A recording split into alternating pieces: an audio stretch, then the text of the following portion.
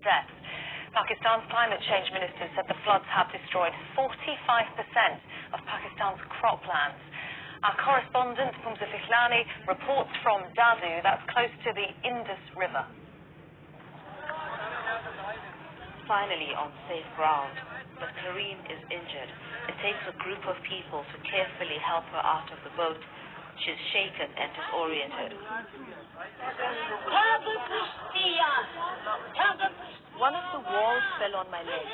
I was stuck there and couldn't move for days. I've lost everything. I thought I was going to die. Kareem is then treated by medics. Officials say 80% of Dadu is already underwater and it's spreading to more villages.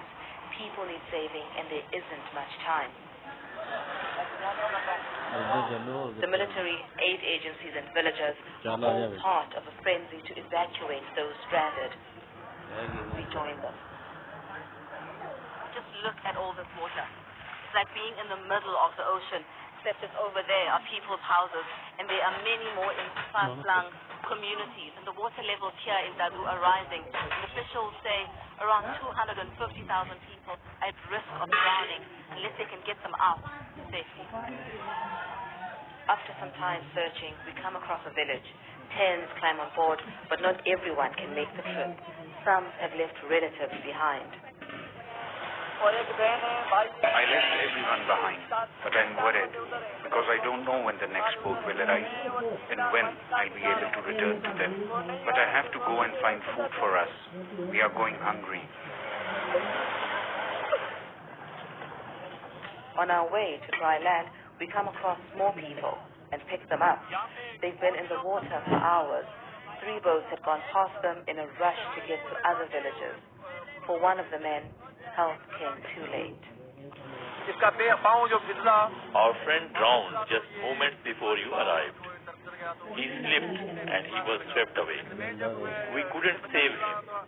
He's gone. In other parts of Dadu, families who've lost their homes are sleeping on the roadside. Some do not even have tents, let alone food. And it's all become too much. Our children are hungry, she says. We're not getting any food. Why is no one helping us? The water is coming from all sides, from the overflowing Indus River and the mountains in the north. And in the middle of it all are people growing more desperate by the day. Pumza Fikhlani, BBC News, Dadu. Well, let's talk to our correspondent Tahab Asghar, who's in Islamabad. And Tahab, I know you're in Islamabad now, but you have been to some of the worst affected areas.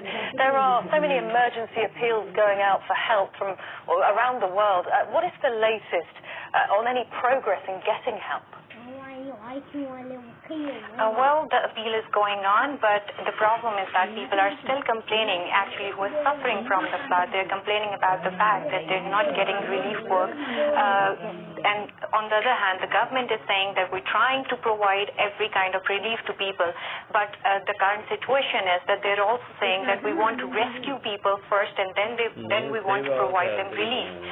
But I have traveled to South Punjab, and what I witnessed that I visited Kohe Suleiman range, and when I went there, I went with the administrative people there because it is quite difficult for a common man to reach there. So the private NGOs and the private people, they are also unable to reach there. So I went with the administration people.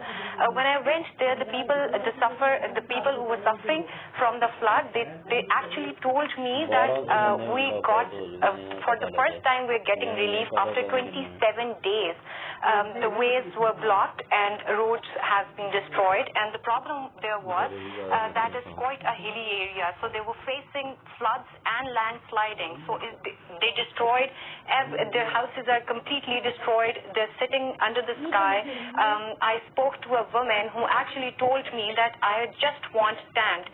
I don't want food because I have 4 young daughters. I want their safety. I'm sitting under the sky on a mountain. So these kind of horrible stories I have been listening to, and not only this, they're actually complaining about the fact that we're not getting help, and these people, the administration, just reached after 27 days. That is incredible to have some of the stories and the widespread scale of this is just so hard to get one's head around. And the fact that the water in some places is still coming, water and mudslides coming down already flooded rivers. Yeah, it is still coming down, and the major problem is that the authorities have issued another alert, actually, because in September, in this month, we are expecting another wave of flood because we're expecting more rains in South Punjab and Sindh, and not only this, the glaciers are melting because of temperature getting very high.